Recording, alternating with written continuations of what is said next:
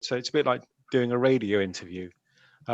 So I'll do my best. I'm going to talk for about 20 minutes, and then Sue's going to give some reflection on her tenure as Police Crime Commissioner. So I hope that meets everyone's needs.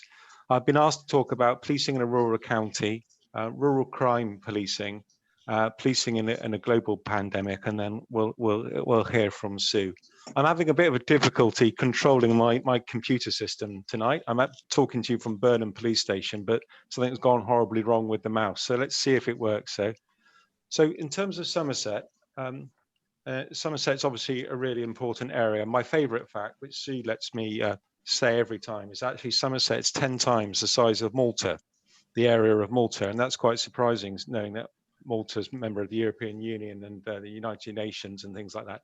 So Somerset's a big place, and in terms of area. It's also big in terms of population. Its population is much bigger than Malta, and indeed much bigger than Bristol. People forget we've got 560,000 people living in Somerset, and it's my job to try and look after all of them. And obviously across the county, which is 70 miles across and 35 miles deep, we're dispersed quite widely in terms of, we've got lots of large towns, market towns, lots of villages. Obviously, some of those are linked together by the M5 and more your part of the world down towards the 303. But it's a big old county over a large area. And it's complicated as well, Somerset. Somerset's a two-tier local authority. You'll know we have the county council, and also we have local authorities, local district councils, of which we've now got 4 within Somerset. There's 5 MPs, which I regularly talk to. I've spoken to 3 of them within the last week. I've got about 350 parish councils as well to deal with. It's surprising how many parishes we have within Somerset. And all told, I've got over 2,000 county, district, town or parish county councillors. So that's quite a lump of people, and sometimes they all want a bit of my time, as they do with Sue. We've also got an older population growing older, and I want to join that population and grow old in Somerset, and particularly West Somerset. So West Somerset out towards Exmoor and Minehead is the oldest population in England and Wales, and it's getting older. So that brings its own challenges at one end of the scale. And at the other end of the scale, we've got a young population as well. There's about 116,000 people in Somerset under the age of 18. They're all going through our good school system here, as my 2 daughters have. And what's going to happen for them when they finish school? What's their jobs looking like? You know, where are they going to get employment going forwards, and provide the income and taxes that we all need as we get older? So that's an important thing. You know, what do children do? Where do they get jobs in a place like Somerset, in a big rural county? We are classed as rural. The whole of Somerset is rural, bar Taunton, and even bits of that is classified as urban with rural.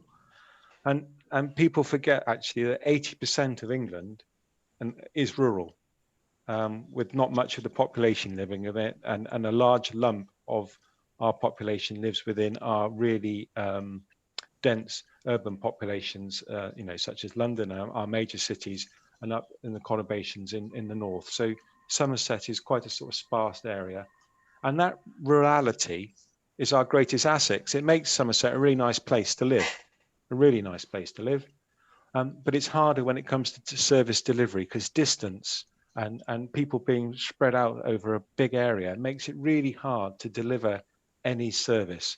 I should imagine most of you in your time have noticed the difference in terms of number of post offices, banks, insurance agents, all these sorts of things which people find difficult to deliver. And obviously things have changed. So we'll see that variety within Somerset makes it quite hard for people like me to deliver a service across such a big area. And when it comes to that policing service, that policing context, what do we try and do? Well, we are in Avon and Somerset Constabulary. My dear old mum always used to refer to it as Somerset and Avon. It's about 45 years old. And in Avon and Somerset Constabulary, we police Bristol, the unitary authority areas of South Gloucestershire, Bath and North East Somerset, North Somerset, the county of Somerset. And if you want to confuse it also, there's also the ceremonial county of Somerset, which is Somerset, Baines and North Somerset. So it's all quite a confusing place. And some of those places aren't natural bedfellows. I've policed both in Bristol and in Somerset, and they're very different in terms of the challenges. And again, our challenge about rurality is very important for us. I'm having problems with the sticky mouse, but it's still going. There we go. On a normal year, we get about 40,000 crimes reported to us in Somerset. And believe it or not, that's only about a quarter of what people call us about. So 3/4 of all calls that we receive isn't really about crime. It's about other stuff. And I'm not saying that other stuff isn't hugely important. It is.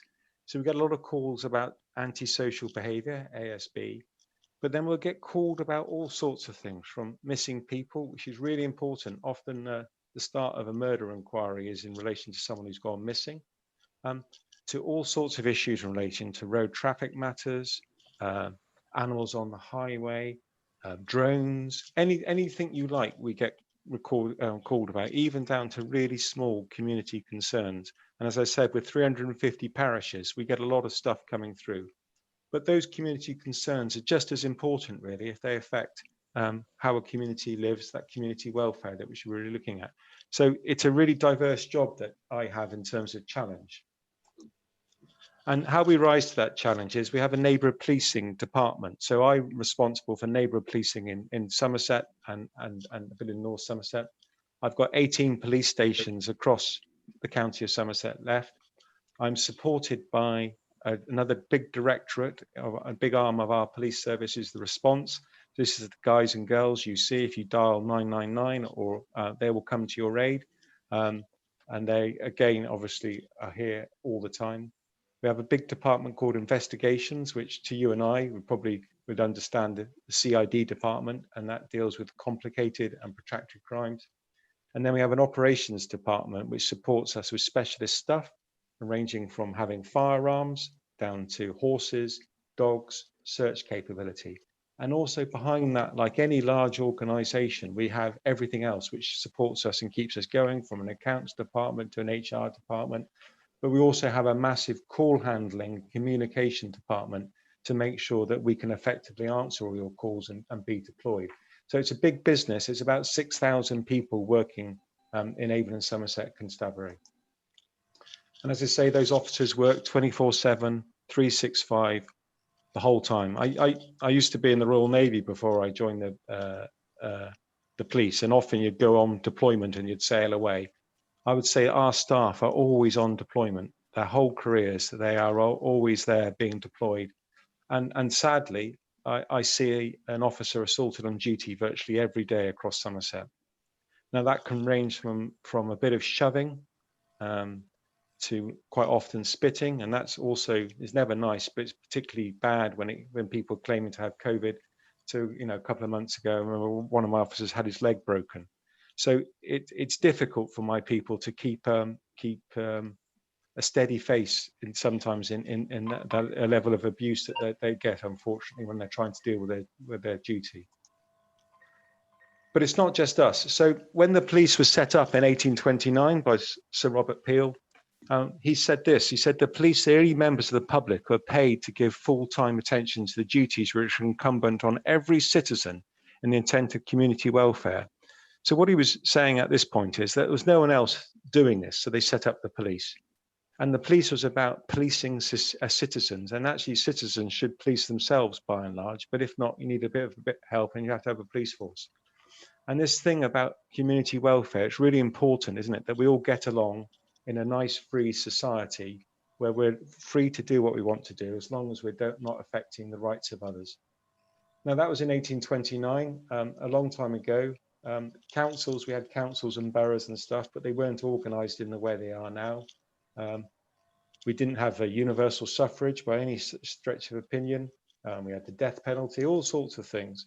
We didn't even have the NHS, and the NHS only came along, 70 odd years ago. So there's been a big change since then. So when I talk about this partnership, the people I work with very closely with the county council, the responsibilities they have for children, all children they have responsibility for, adults, they have responsibility for vulnerable adults, highways, as in our roads, and public health. Now, public health at the end of that used to be quite a small function. but it's something which has really come to the fore during the pandemic, and we'll talk a bit about that more in a minute. And then I work with our district councils, and what they help me with is about planning, in terms of planning, safe communities, housing. Our district councils are landlords. Council houses is one way of talking about it. They house a lot of people. Licensings of pubs and events, and environmental health. And again, that environmental health thing has been really important during the pandemic in terms of the way they've kept us safe. And then the other key partner I work with is something called the CCG, the Clinical Commissioning Group, which is basically the NHS. And if you think the police is complicated, try and understand how the NHS works. It is absolutely vast. Obviously, it's a massive employer, as are the adults in adult social care. And in Somerset, it's the hospitals, the surgeries, and their budget is £847 million a year within Somerset. So absolutely dwarfs the police budget, or indeed the council's budget. And again, how we've worked with them during the pandemic has been key. Now, this is something that I consider, so this is just a rule of thumb from Mike Pryor, so don't write it down as absolutely true. But at any one time, I think about 95% of our population in Somerset are okay. And they might have a few ups and downs, but they're okay because they've got friends and families or professional services which help them and keep them on a steady track. And they might have suffered something quite nasty, but they bounce back. There's about 1% of the population, I think, are having a real difficulties. So for us, that's about 5,000 people, and having a real struggle, and their lives have actually turned into something quite difficult for them, and it's a very difficult life for them to lead. And then at only one time as well, we have about 4% of people which are in between. And for us, that's nearly 22,000 people whose lives are really quite difficult and quite challenged. And maybe people that you don't see, but certainly people I get involved with on a day-to-day basis. And those 4% of people have a difficult life. And what that means, and you'll probably be quite shocked from it, is actually you end up with communities which are vulnerable, people are struggling, and where you live will determine your life expectancy. Now, within Somerset, and this is not just a Somerset thing, it's a national thing, but in terms of where you live, your life expectancy can be 15 to 20 years different from someone half a mile the other way. And to me, that's not particularly great, is it? So, because why should someone have a shorter and more difficult life than someone else? But the awful thing about it is this sort of equality of demand. So my job in the police is the prevention and detection of crime and keeping the Queen's peace. How do I manage demand down? How do I prevent people from having a difficult life? How do I prevent crimes from happening to them? And also on the other side is how do I allocate resource in terms of detecting crime? And this balance between these communities is really difficult. And again, it's not just reflected in policing. I know in parts of Somerset that 4% of the population will consume 50% of some of the resources of the Clinical Commissioning Group or the NHS. So it's a really difficult equation to balance what we do in a policing environment. Well, we want to talk about rural crime as well. And again, as I said, most of England's rural. And in Avon and Somerset, we've invested quite heavily in supporting our rural communities. Now, I've got a complicated definition for you here, which is how we explain rural crime to people. And it's about any offence in a rural area, so Somerset, which directly or indirectly affects a farming or rural business, or the rural communities where rural is given to mean a close association of dependence with the land. So what that means is actually, I live in a village. If someone comes and steals my lawnmower, that's not a rural crime. That's just happened. But if someone goes past my house, goes down to the farm and steals the farmer's quad bike, that is a rural crime because it's affecting their business and it's affecting their ability to have a livelihood. Why is that important for us? Because obviously our rural community, our farmers and people who are involved in equestrian also is significant. But the challenges they face are very different to you and I. They have to deal with all this regulation. They have to deal with the vagaries of the weather. They have to also deal with the assumption that they know that farming is very affluent and they've got lots of money, but actually they might have a lot of asset, but they might not have much cash.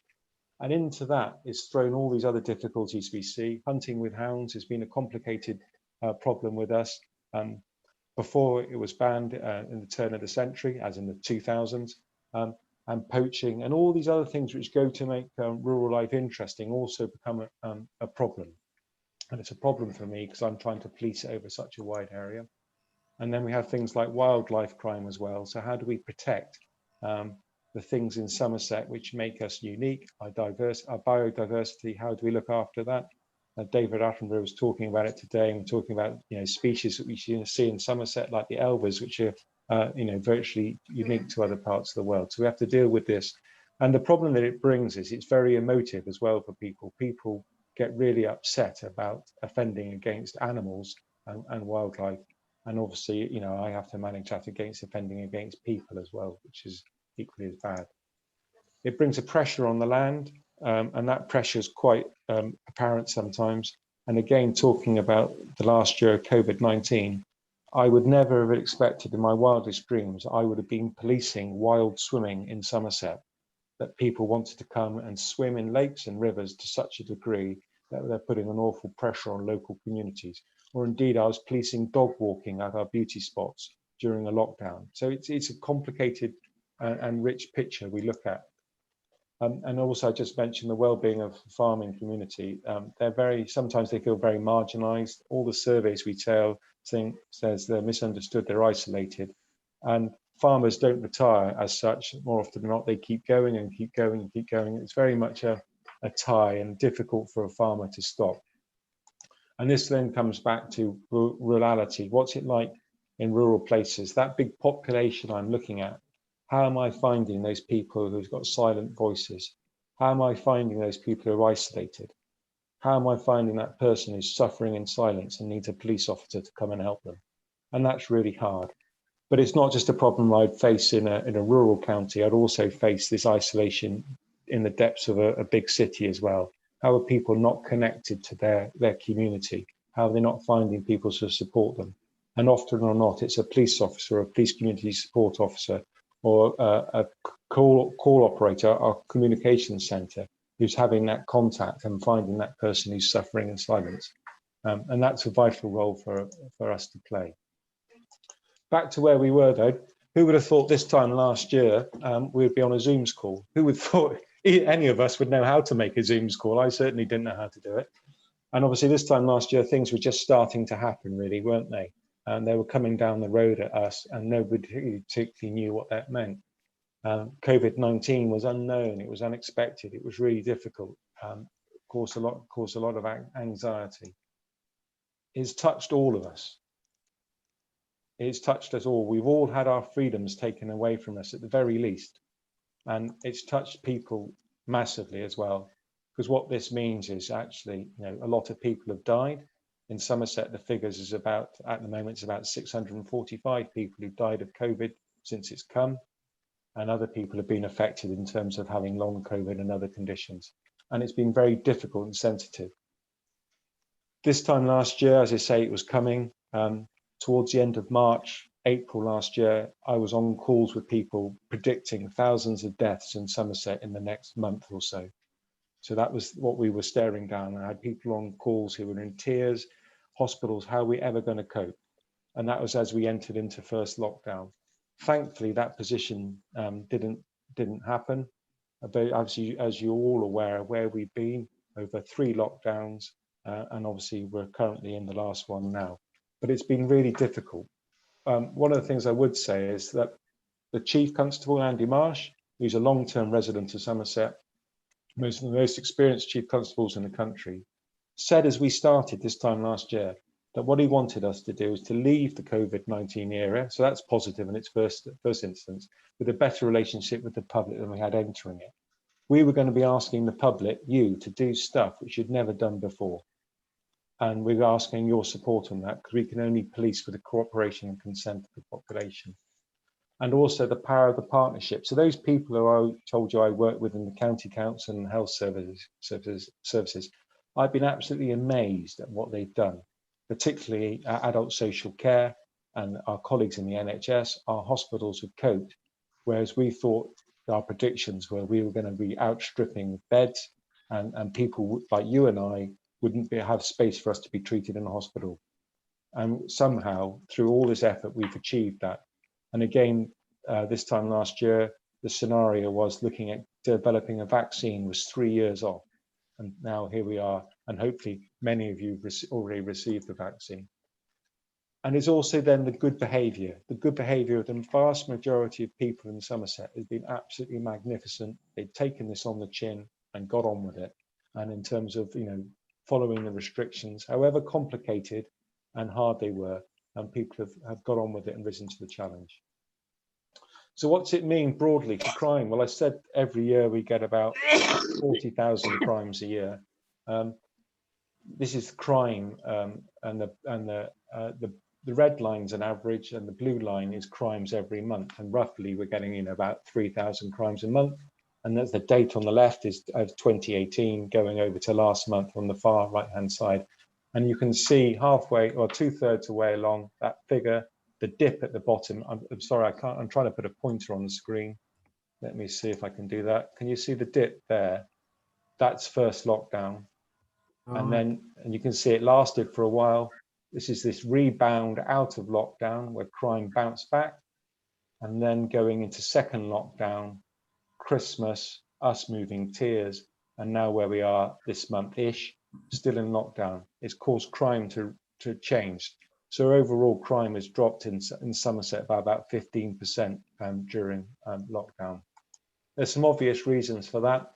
The top one of these charts here, this is theft being reported. Most of the theft that we see is people shoplifting. Obviously, shoplifting without money has become increasingly difficult during lockdown and restrictions. You can see it again dropping down, bouncing back a bit when the restrictions were lifted over the summer, and then declining as fewer shops were shut and it's more controlled in shops. Even harder than shoplifting, when shops aren't open, is burglary. And here we have burglary, the trend here, and dropping right down in first lockdown and staying low ever since, because obviously it's not a sensible move for a burglar to burgle a house knowing that most people are at home. So that's that effect. We've seen that going out throughout the course of the year. This is about violence against the person. This is all violence, from extreme violence, murder at one end, to more sort of minor matters at the other. And again, you can see it lockdown, it dropped, but then it bounced back. And quite a lot of this is sort of the argy-bargy of people coming out of lockdown, expressing themselves in various forms over the summer, and again then declining as we go into lockdown in autumn and winter of the year just gone.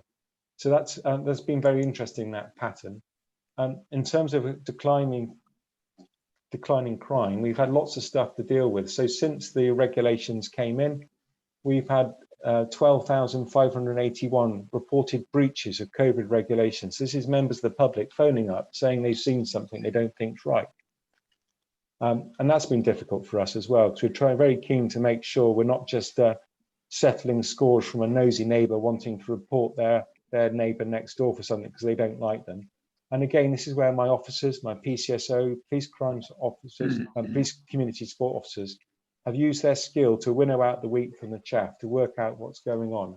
And out of all those breaches, we've issued fines in 385 cases for people who've really been beyond the pale in terms of stupidity or their approach to the regulations. What I can say though is, I will repeat, this is the numbers of reports coming in over the course of the year. So this is lockdown starting, first lockdown. And for people to understand what things mean is really difficult. I reckon it takes about 3 weeks for people to get used to the new regulations. I've just been reading through the lockdown, regulations, which the route map, which the Prime Minister announced yesterday, and it does take a bit of time to understand. And here we can see it. There's quite a lot of enforcement activity in first lockdown, less over the summer because everyone was eating out to dine out then. And then you can see there's been some enforcement the second lockdown, the third lockdown. But people have basically got the idea. They need to know what they need to do. And this reinforces that approach we've taken about the engage, explain, encourage, and only enforce in the last resort. We didn't want to criminalize people for misunderstandings. And it became very clear to our police officers, those people who were really causing trouble. And again, it reaffirms my message that the vast majority of people have been absolutely exemplary in their behaviour during COVID-19. What does that mean? This is my last slide, you'll be pleased to hear. Well, I was born and educated and lived in Somerset all my life. I spent most of my career here. COVID-19 has been the biggest professional challenge of my service. My late father, who died in lockdown, I was unable to see him in the last months of his life because he lived in Cornwall, told me before I joined the police, he said it's a noble profession if conducted honourably, and how right he was. I'm enormously proud of my colleagues and the constabulary as an organisation for good, and the way they've conducted themselves during the COVID-19 pandemic and throughout my service has been really good. I've been very proud of that. I'm now one of the foremost experienced superintendents in the country. I've been a superintendent the last 15 years, so I like to think I know what I'm talking about. I've been policing Somerset in that role for the last 6. So we have a challenge now, and Boris Johnson was outlining yesterday, how do we come out of COVID? And the way I was thinking about it was, it's a bit like a dam, isn't it? The dam's full up with water, and at the bottom we're releasing a bit of the pressure by people being vaccinated, and that's helping, isn't it? But in terms of trying to get rid of all the water behind it, all the pressure, what we can't do is to pull out the bricks at the bottom of the dam, because it will just flood out and inundate us. And we slowly got to take the dam down brick by brick, working from the top down to lower the pressure. And that's what we see is happening now. So I retire in July, too young to do that, obviously, and the job's done. But my last challenge will be gradually removing the lockdown regulations to the people of Somerset and making sure everyone can get on with their lives. Having said that, policing is never finished, and it will go on. And I'd like to invite Sue now, if she wants to give her reflection on her time as Police Crime Commissioner. Obviously, she's been elected twice and had to do an extra year because of COVID, but it's no secret she's standing down in the next few months. Sue, over to you.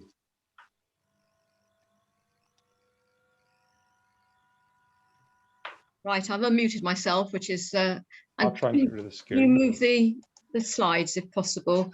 Yeah. Can I really appreciate what you were saying there, Mike. I think for a lot of people to understand that the police is, as far as crime is concerned, crime is only 25% of the work that the police do, and there's a lot of other stuff, the 75%, and that's why I'm proud to be a police and crime commissioner, not just a police commissioner, because what's really important is to be able to invest and do the proactivity.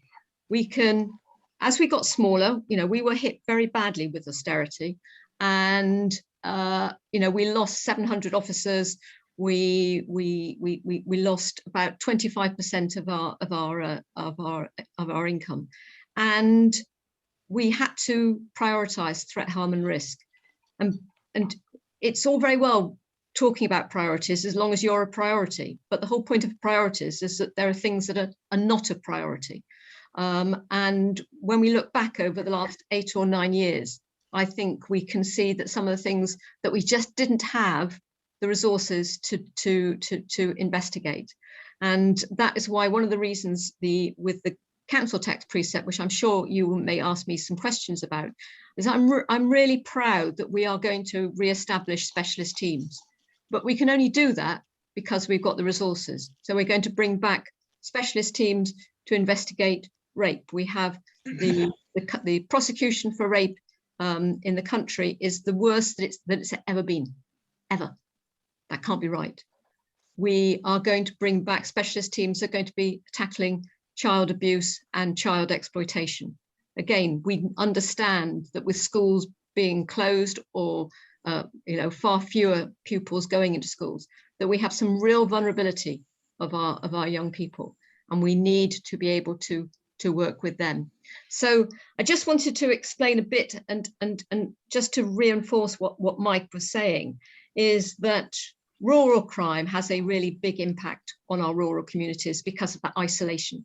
And one of the things we have in Avon and Somerset, we've been able to invest in a rural crime team and a wildlife team, because that was one of the things that Mike and I going out and listening to our farmers and our local communities, whether that's at various fairs, whether that's in people's houses over delicious cakes and hot cups of tea when the weather is foul outside, that we've been able to get that message from our local communities that have said that policing is different in a rural area. And that's what Mike, with his experience, has been able to deliver very well over the last few years. But we do know that, and hence the reason that Mike told you about the definition of rural crime. It is really important because if a piece of kit goes missing for a farmer, that can wipe out his harvest. That can wipe out that he may not even be able to break even that year. And so it's important that the rural crime team have been educated, our neighbourhood teams, they've been educating our community, our comms team as well, so that we can understand the impact of rural crime. And I'm really proud what we've done in Avon and Somerset. If we just briefly talk about the police powers over this last year, Mike was talking about where we were last March. It brings back a shiver back to my spine, actually, Mike, because I remember going to meetings where we were talking about tens of thousands of deaths just in Avon and Somerset. And in fact, almost this time last year, we were planning on where to bury people and how to bury them. That was how scary it was. So we have come a long way. The vaccine has brought light to the end of our tunnel, and we are getting through it. But it is down to the vast majority of people who have followed the rules and regulations. And you will have seen in the press, because the press always have the stories where things go wrong, where people are having house parties, are having raves and everything else. They are a tiny, tiny minority. Because if they weren't a tiny minority, our numbers would not be going down. It's up to us to get our numbers of infections down from COVID. And it's something that I'm really proud that our communities have followed the rules and regulations and have really curtailed the way they have led their lives. You know, whoever would have thought that we were doing a meeting like this by Zoom. I have to say, listening to the wind and the rain outside, I'm absolutely delighted I'm doing it by Zoom, if I'm absolutely honest. But you know, I think it is important that we realise how far we have come and how far the police have come. I was going through the changes of regulations over this last year. There have been nearly 60 times that the regulations have changed. 60. And each time, within seconds of the Prime Minister announcing something, we have had phone calls into our comm centre saying, what does this mean for me? Can I do X, Y, and Z? We know at exactly the same time as you do.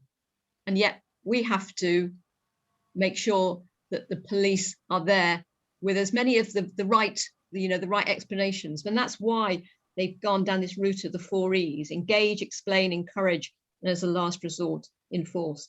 Because for the vast majority of people, once you've explained to people why they shouldn't, this is at the beginning, not so much now, at the very beginning when the rules were extremely complicated and confusing and changing, that with engaging, explaining, and encouraging, most people then followed the rules. We've obviously seen an uptick in enforcement in this third lockdown, and that's basically because we all understand what we should be doing. And if you're out and about and you're disobeying, you know damn well that what you're doing, and that's why the numbers of fixed penalty notices have increased. But in proportion to the rest, to the amount of COVID enforcement to the number of people that we have in Avon and Somerset, it is a tiny, tiny minority. So I'm very grateful. Also, we work very much with partners, with as a PCC. I work with the council, the Somerset County Council, and the districts, and the NHS, as Mike illustrated. And so really pleased about the community testing that is being rolled out, and even more delighted with the vaccines being rolled out. And in fact, everyone should be getting theirs by the end of July. So let's hope that happens as quickly as possible.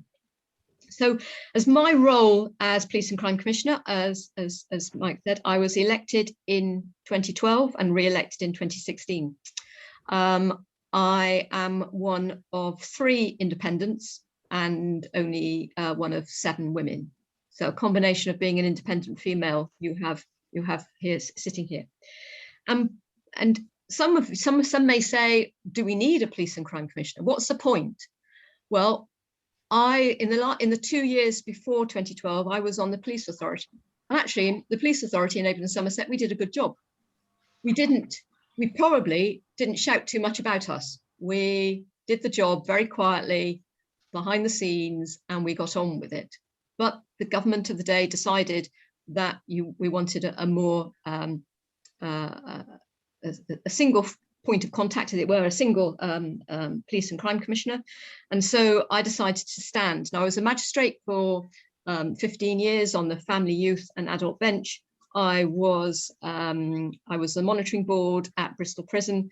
And some of you may remember that I also was part of a family bakery business that sold, I'm told, very good jam donuts and pasties, but those are days gone past. But the reason I stood was very much to keep politics out of policing, because I'm an independent. And the reason I was very clear on that is that back in 2012, when there were only politicians standing, I did whinge a bit. I did whinge thinking, oh, why doesn't an independent stand? And then no one did. So that's why I put myself forward. I had never stood before for anything in my life. I've never campaigned before, didn't even know how to.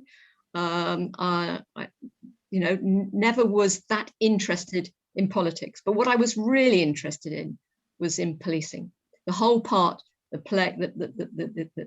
police play with working with our communities and working with the criminal justice system to be able to have that flow, and in making sure that people had trust and confidence in their police. And that's a hard battle, because that trust and confidence is absolutely key. And that's why the Chief Constable was very clear that when we get through this quite vile year, if I'm absolutely honest, that we bring our communities with us, not because we are having to enforce things that no one ever thought that we were going to. I mean, when you just read in the paper that it is illegal to go on holiday. We live in a democracy. Whoever thought that we would be living through a time when it was against the law to go on holiday? So it is very important about the way that we police in Avon and Somerset. And so my role as Police and Crime Commissioner is to meet with local groups, to listen to what local communities want. And so I have one foot in the community and I have one foot in the constabulary. And where I think that the Police and Crime Commissioner's role has improved is in 2 ways. One, I'm now forensically embedded in the police, and that with my team, we examine every part of the expenditure, so that I am very keen to make sure that the taxpayers' money is being spent wisely. And then the other part is to make sure that I'm listening to local communities, listening to local voices, listening to quiet voices. It's easy to listen to those who know how to lobby, people like Mike and myself. They know how to wriggle through various ways to get hold of us. But it's important that we go out and we listen to those who don't know how to communicate with us. Whether that's the people who are homeless, whether those are drug addicts, whether it's those who are being cuckooed in order for county lines or to facilitate county lines. It's important to listen to those people so that we know that we can have a police service for all, not just for those who can shout the loudest. So in 2016, having been re-elected, the first and foremost priority was protecting the most vulnerable from harm. And you say, well, why was that a priority? Well, because in 2016, we were being hammered by austerity. Every time that anyone wanted to spend money, the answer was always no. Or if you really wanted to, what were you going to save? There was very little way of doing the proactivity that we know is really key. Because what we want to do is protect victims becoming victims in the first place. So the more that we can do on that proactivity is really important, and that's why I'm passionate about what we are doing at the moment. And I'm sure that you may well say, is that being part of Avon and Somerset, doesn't all the resources go into Bristol? I hear that all the time. I also hear it from Bristol as well, going into Somerset, but you won't hear that one, I'm sure, being in charge. So one of the things that we are doing is that we have spent the last few years absolutely working in partners with our county councils and our districts and investing with them. So in previous years, in this last year, we've had a remedy team that have looked at tackling drugs, knife crime, and burglary. And from this year, we are now going to have, each local authority is going to have their own remedy team. So that's 5 remedy teams that will be working in each local area, which will be an absolute game changer, I'm told by the police, because you won't be bidding for one team and competing with others. We're also going to invest with offender management teams. So these are the persistent and the dangerous offenders that probably your community knows as well as the police know. But until we have enough evidence, there's very little that we can do. So that offender management, working with them to encourage them to not continue on this cycle of revolving doors of committing a crime, eventually being caught, going into prison, coming out, and then continuing to do the same. So we're going to invest in that as well. So I think it will probably be, Robin, if you don't mind, it's for me to stop speaking, because it's probably the questions that you're going to ask me will be a far more interest to you. But I have done this role for nearly 9 years. It is the most interesting role that I have ever had. I've always treated it as a job. I do not treat it as I do not consider myself a politician. I don't think party politics have got anything to play with policing. And I also feel that there may well be more pressure from government on how they want to prioritise the police. And I'm sure that if for some they could stuff the PCC, the genie, back in the bottle and take control of the police and take control of all the chief constables and but that's all I want to say, if that's okay, Robin. But I'm very happy for Mike and myself to take questions. That's fine, Sue. Thanks, and Mike. And actually, Sue, having spent the first 43 years of my life in Bristol, I can vouch for your donut, for the donuts. So, gentlemen, if anybody has questions for Sue or Mike, you may need to unmute yourself. Yes, Bob. Thank you, Robin. Thank you, Sue and Mike. We've had a situation, not just in South Somerset, of centralising lockups. So we now have a situation where you've reduced the cost of manning police cells and all that goes with it. But if somebody in charge makes an arrest, that's the next half a day gone while he drives to Bridgewater, queues up with the others, does his paperwork and gets back home again. So has it worked out, or is there still some way that this could be improved? I always think that if you've got coal-faced people, which frontline policemen are, and you pay for coal-faced workers to do what I call the office runs, it would be cheaper to pay lower paid people, not so highly qualified, to perhaps provide transportation. Your comment, please. Okay, Mike, if I answer this from a strategic point of view, and then you can talk about the details. Yeah, sure. Or fill in the bits I've got wrong. Okay, so you're absolutely right, Bob, that we have a transportation system which works at weekends if there are a significant number of people that have got to be arrested.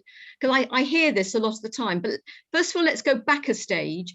That when we removed the cells from Yeovil, I looked at the cost of these cells because there's a whole new bag of regulations about how they can be built, and it would cost nearly £9 million to put in decent, proper police cells as we've got in Bridgewater. That could not be justified over the past few years, especially as the number of arrests have decreased. There are more and more now voluntary attendance where it suits both parties, it suits the police, but it suits the individuals to have a more convenient time unless they're obviously being arrested. But your concerns about the travel has been a concern, and the constabulary will not say any different, I'm sure. But we have brought it in at weekends when there is a need, a transportation system run by detention officers.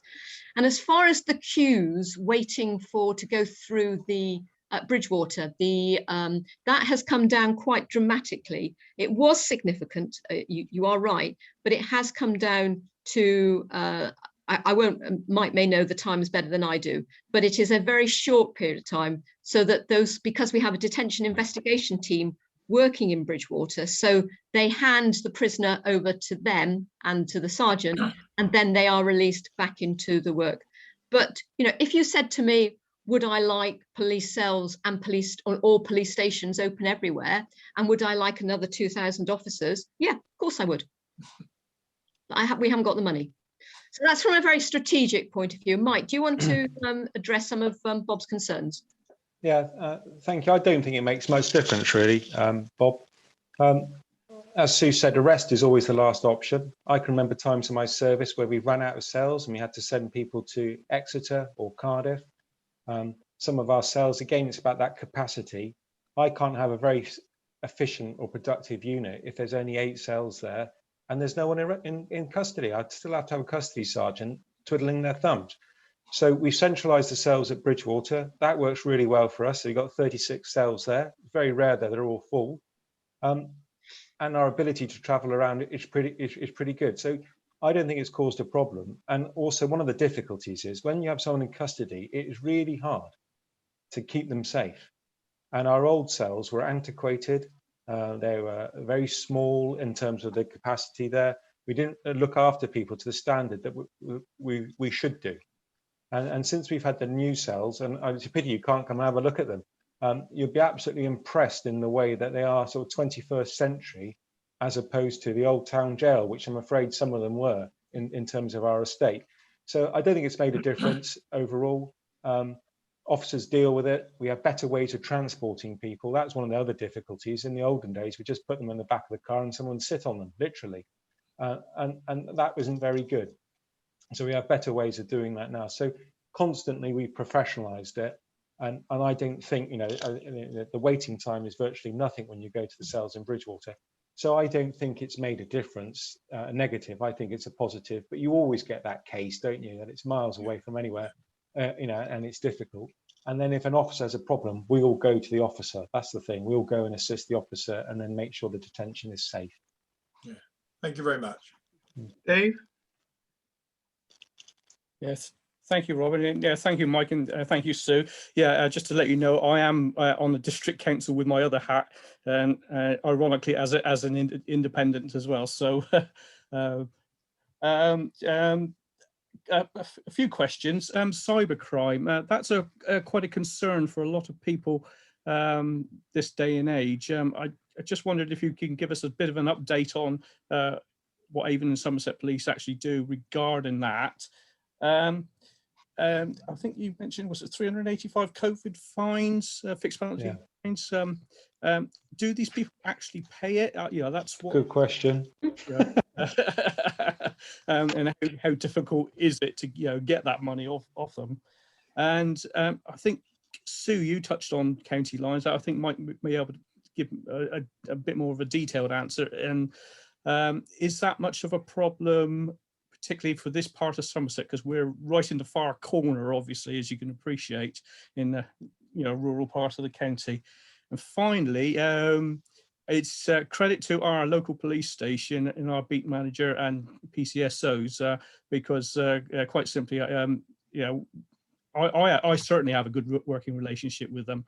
And it was only last week the beat manager actually helped me with a particular issue regarding the residents. So thank you for that. If you can pass that on. Thank you. So I'm happy to take those in reverse order, Sue. Okay. Yep. So I would just say, before we start, you may be in the far corner, but you're much loved. Okay. So, that's exactly how our neighbourhood officers should be working with one of the 2,000 councillors. It's having that relationship about sorting out problems, and that's really good. In terms of county lines is the most serious criminal threat in Somerset. So, as a young boy, born in Bridgewater, growing up just outside Taunton, I didn't have this problem of people trying to peddle drugs to me in the same aggressive way it happens now. Obviously, drugs have always been about, but county lines has been really difficult. When I first talked about county lines about 6 years ago, everyone fell off their chair because they thought the county actually meant the county of Somerset. And it's something which is happening across all non-metropolitan areas in England and Wales. So it's just not unique to us.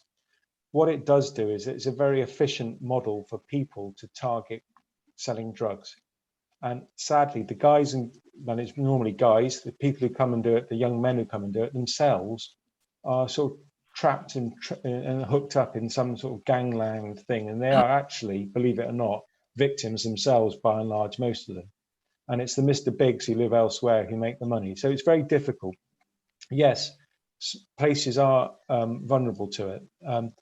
And they're vulnerable mainly if they've got good transport locations to facilities to other places.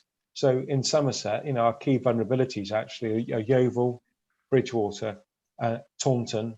In North Somerset, it's Weston-super-Mare, where you have the road links and rail links, because that's how it happens. And it does affect you where you are in your part of Somerset. It affects everywhere, really. And it's something we've really turned the tide on. We have made great advances on it. The difficulty is that it's very difficult to arrest your way out of the problem, because the people you're arresting aren't the controlling minds. And that's what we're doing now. We're working more with the Metropolitan Police Force, going up the chain to get the people who are doing it. So that is significant. And again, it's stuff we invested money in, and Sue's talked about remedy, and that's a solution and part of the way to insulate ourselves from that. In terms of COVID fines, out of those 385 people, some people have obviously gone, oh my gosh, I shouldn't have done that, and they've paid their fine, and you get a reduced rate, as in any fixed penalty notice. If you pay within 14 days, you get 50% discount. Other people haven't, and other people have committed breaches time and time again. I've just been dealing with one now in a magistrate's court, what we can do, and we have to follow that up. Our difficulty is if someone's got no means or no home, it gets very difficult to enforce against them. But again, it's the minority. Most people have paid, and believe it or not, the courts will pursue you until they get their money or a reason why you're not going to get the money.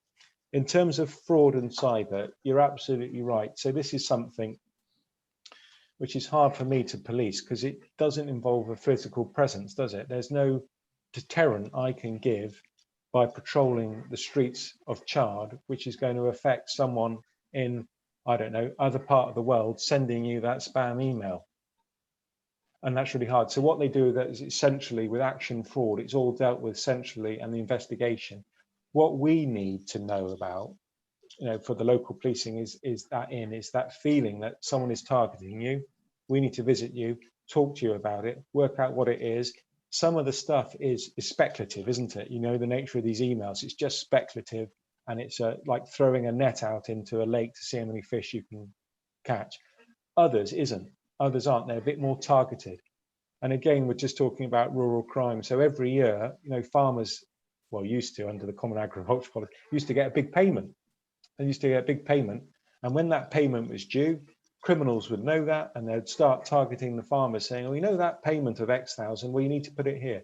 So the thing about it is, and I know I'm talking to a certain group of people, is don't feel embarrassed about it.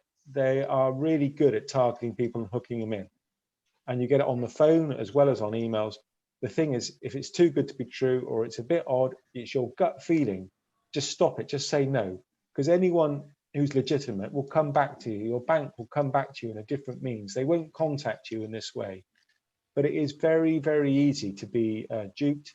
I have it as well. People knock on my door trying to sell me stuff, and then they're pretending they're homeless, or they're pretending that they can't speak, or they can't hear, and they're trying to sell me something. And I'll have a conversation with them, and they'll soon get bored and move on. But I know it's very difficult for you, because you feel a bit more vulnerable. So the thing is, report it to us and then we'll deal with it. But whatever you do, never give your financial details away to anyone on the telephone, on an email. If you're using online banking, it'll be within the system when you're logged on, but nothing to that. And if in doubt, give us a call and we can give you advice. And I think that's absolutely right, in as much as it's a stigma that the people are very embarrassed and don't want to tell the police. And we have a very good operation with the bank, so that if someone brings an older person to the banks who's been told to withdraw thousands, and some do, the banks will contact the police so that they can get there to find that person is invariably being threatened or being sold sold a story. I mean, there are a number of older people who are told by the criminals that they are helping with a police investigation, that they are that if they go and take, or the banks themselves are being fraudulent, and that they're trying to track the cash, or they'll send a taxi round to pick up £5,000 or £6,000 that you can just take out of your bank, which they're just doing it in order to track a corrupt bank. And there are a number of stories, and the more that we can publicize those stories, the better. I'm sure that we all, for those of us who receive emails, there are phishing emails all the time. I reckon I get targeted about 3 or 4 times a day about either telling me that my television license is no longer any good. I had someone who told me yesterday that my national insurance number had been frozen and therefore all my assets had been lost. And what you've got to do is you've got to tell Action Fraud, because these criminals are not necessarily in this country. If by telling Action Fraud, they can see the patterns. And by being able to see the patterns, they will then be able to, what we call, have some packages to put together to go to forces, so that we can then investigate. But it's getting over, to me, it's getting over that stigma, as that if you get caught, you don't want to tell anyone. Sometimes you don't even tell your family because you're too embarrassed. And that's what we've got to get over, that people have got to be able to feel confident to come forward, because that's how we can tackle the crime. But you're absolutely right. Cybercrime, I think, is responsible for more crime than all our other crimes put together. That shows you how and during COVID, that has increased even more. So it's Action Fraud. Please report everything. Is there a contact for them, Sue? I'm going to say, Bob, on that front, on the 30th of March, we've got Ashley Jones, who's a regional fraud protection advisor, coming along to speak to us, who sent us an unsolicited email, which we did check his address with the local crime squad, the local police squad, before replying to him. Excellent. You'll be in safe hands there. Yeah. Any more questions? I would just like to congratulate Sue on the years that she has spent as in her position as an independent. She has done an absolutely wonderful job, not following any political parties, and I think this is such an important point. And on the hacking side, Robin has said to me that he has emailed me 2 emails for our meeting tonight, which I never received.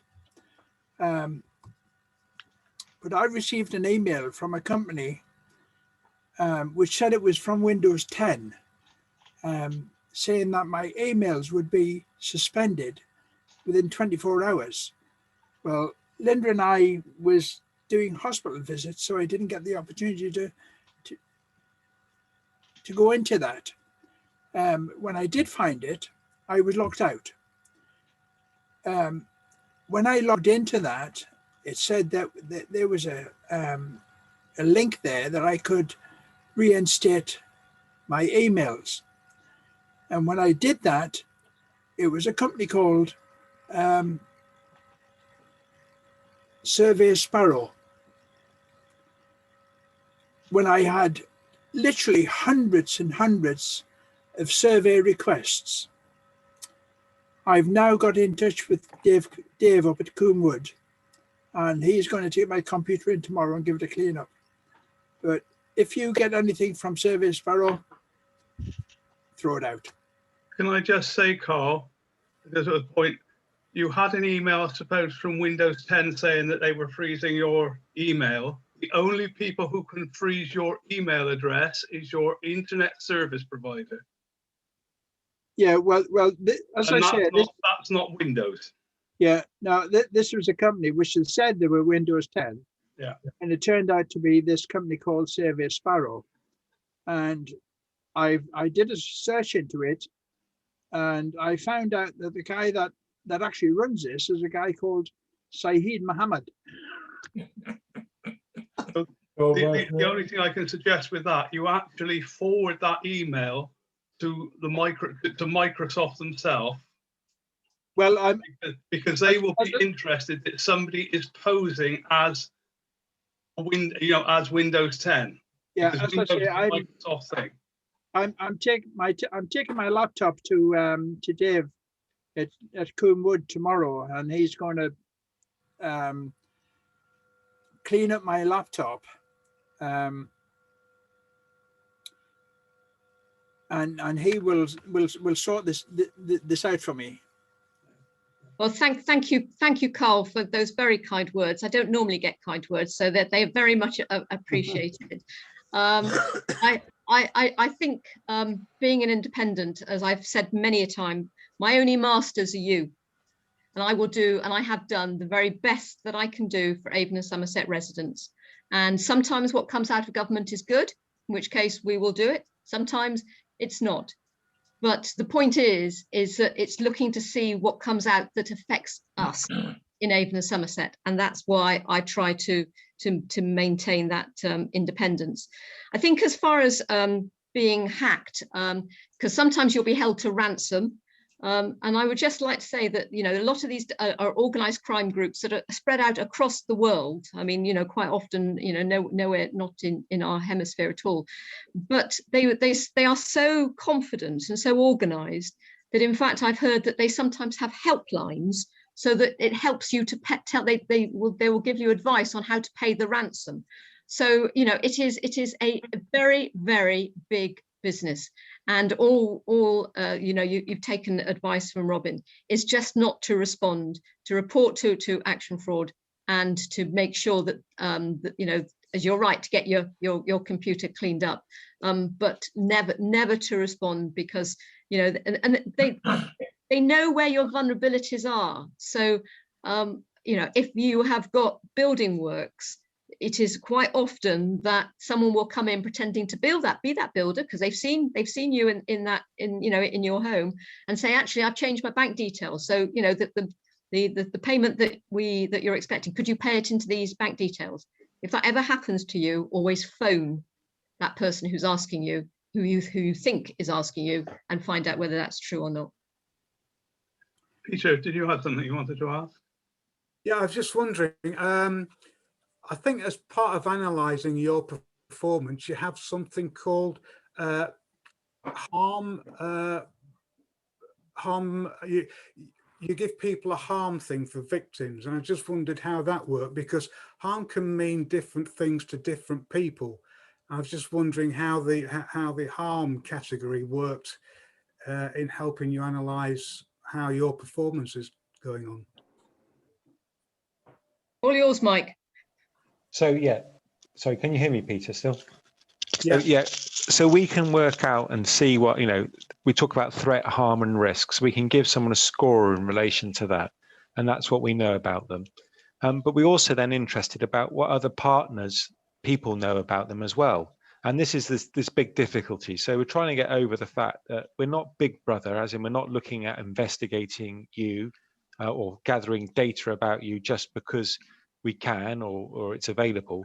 What we're interested in is a bit more like, concerned parent, family member. We're trying to see if someone's slipping into that slope of people being vulnerable. So the harm score can be really complicated on a number of factors, but what we're trying to do the whole time is to work out, who is that silent voice? what is their direction of travel, as in, are they things getting better for them or worse for them? And also, how fast is that direction of travel? Is it suddenly getting really bad?